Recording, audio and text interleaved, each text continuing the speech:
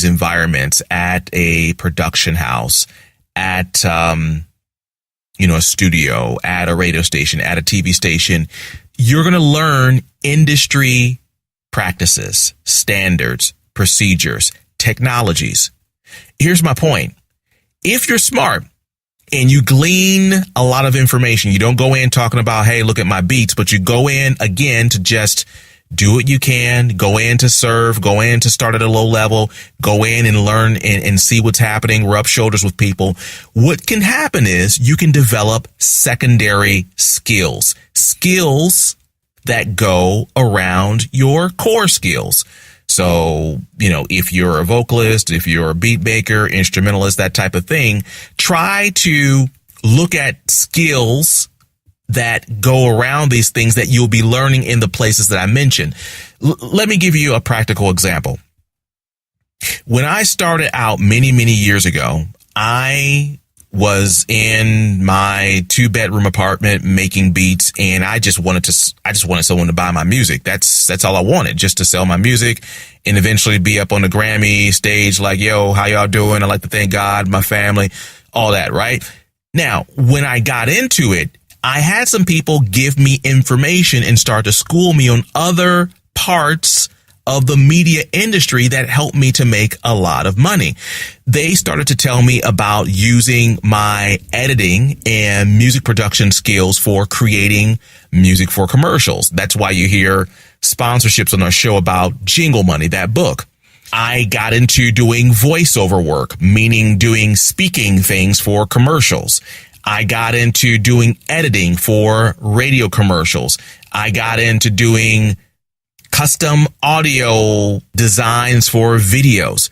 I even expanded my knowledge over into doing some video related things myself, because using digital audio workstations like a Pro Tools or whatever, it's very similar to doing like using video programs. If you have like a little clip or you have a track, you kind of have the same thing in the video world. So I expanded on my core skill. It started way back with music, but I wound up doing a whole bunch of other things and drew a bigger circle for myself. So in other words, I gave myself different ways to generate income, all kind of surrounding the same thing, meaning working in the media industry.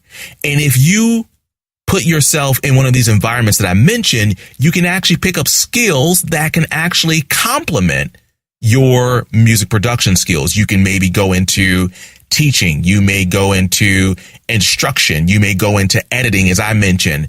You may go into being like an art director or go into graphic design. I don't know. It depends on, what you're strongest at, but I want you to start thinking about other things that you can do that are complementary to your core skills. The biggest thing here, and this is the thing I was trying to tell the mom, is the guy that we're talking about, he's 20. And so she's like, hey, you know what? He has student loans. He has debts. We want him to be self-sufficient. And I was trying to give her ideas that she can give to her son to become financially independent using his skills, not giving up on his dreams or anything, but using them in a very strategic way. And again, it doesn't matter if you're 20, if you're a little bit older, you can still use your skills to build income for yourself if you can take the things that I'm saying and find out practical ways to do it. And if you happen to be older, you have your 9 to 5, your 40 hours a week job, and you can't go off somewhere volunteering for free throughout the day, you may be able to do that maybe at night, maybe a couple of times throughout the week or on the weekend, but just try to figure out a place to get yourself plugged in. I would even recommend, if you are into music, checking out your local church. Like our church, as an example, here locally, we are pretty advanced technology-wise. So we have some of the latest software running on computers up there for our band at the church. We have some latest technology running the sound and the lights and the media team. So you may find a place at church where you can volunteer and actually start to learn professional skills. And it may do your soul some good too. Can I get an amen? But I'm not joking. Seriously, check out your local church. I'm telling you, there may be some opportunities where you can learn really valuable skills as you can, do yourself some good too. All right. I know I started to make some of you sweat with that last one there, but it's a real one. All right, I'll move on. I also shared with this guy's mom this next piece of advice.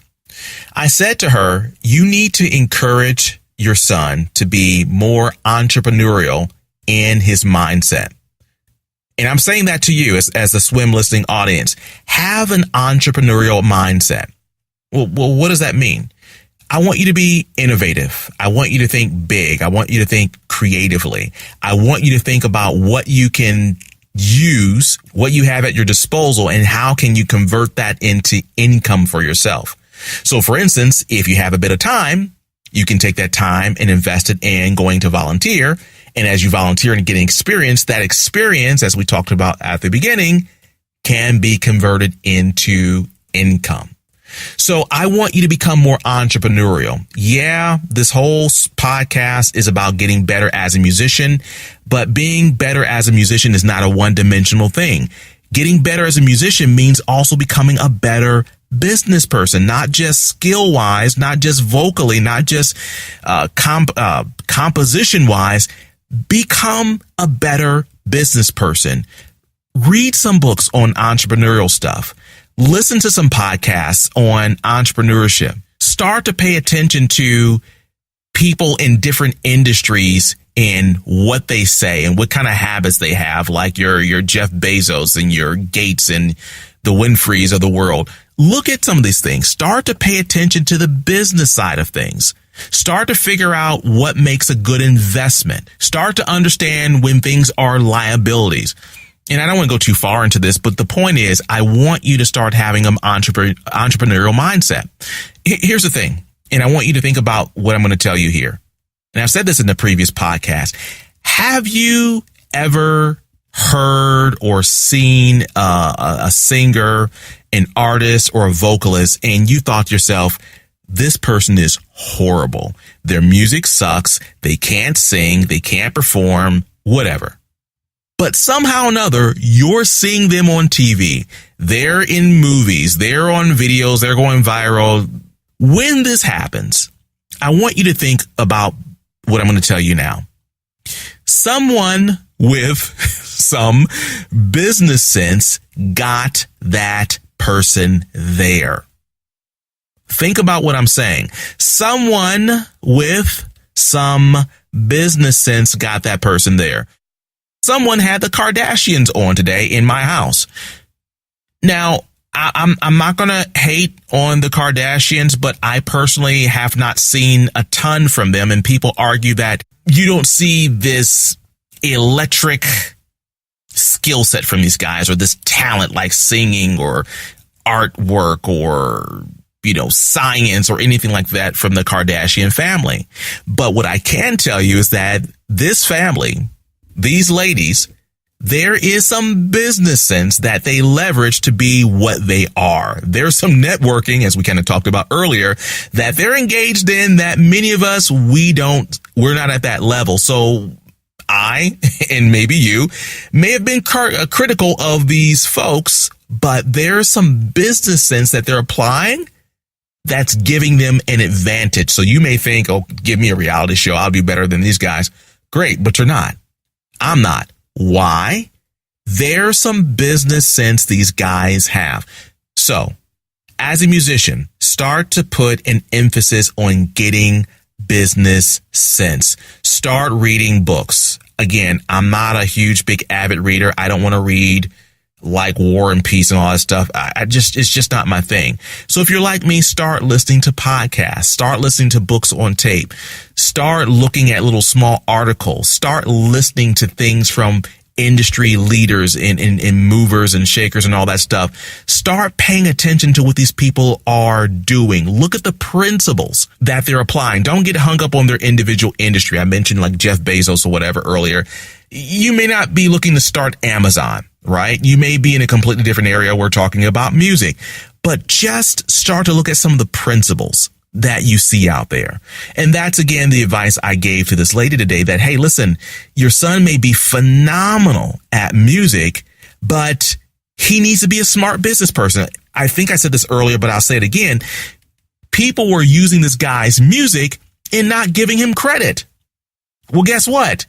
he does not have enough marketing know-how, because if he did, he would realize that his name needs to be promoted, because that is marketing for him. So if someone took his music and is using it, I would tell him, dude, you got to get your name on that. You got to be featured. You got to have credit on that, because if that song winds up going viral or blowing up or getting the attention of someone in the industry, you may be forgotten. No one may pay attention to you. So the marketing side of me says, hey, your name has to be up there.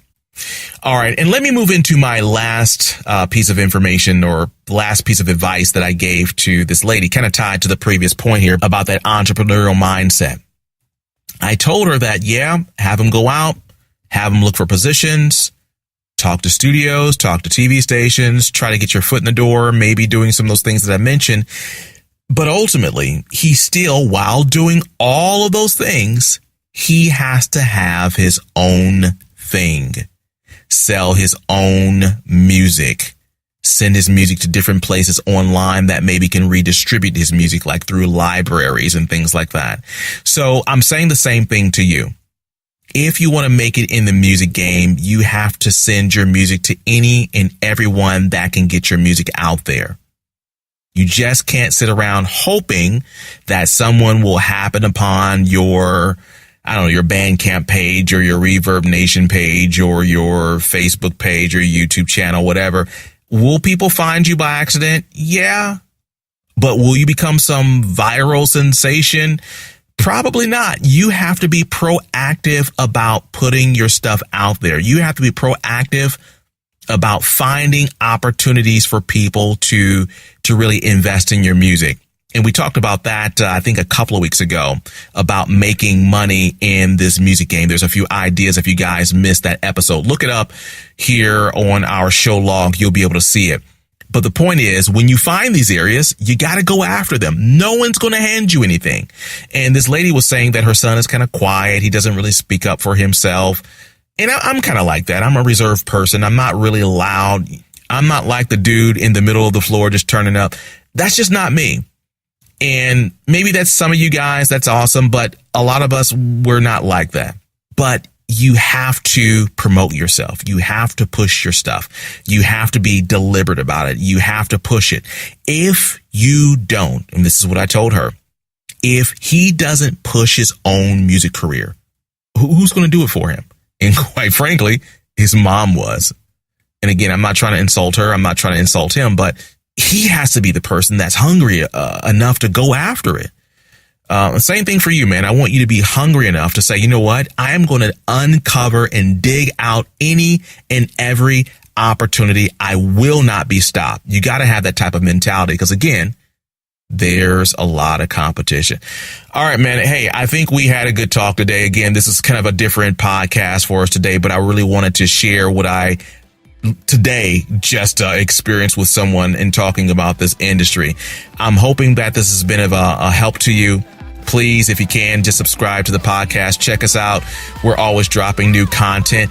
And again, if you are looking for a viable way to figure out how to make money in this music game and you want to make some serious money, please check out that book, Jingle Money. That's all one word, by the way, Jingle Money.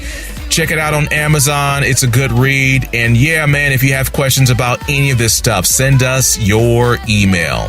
Send it to ask@successwithmusic.com. ask@successwithmusic.com. Yo, let's meet up next week. $10 of gas won't fill the tank. No, this just gets old. I know there's gotta be a better way for me in this life. That is my dream.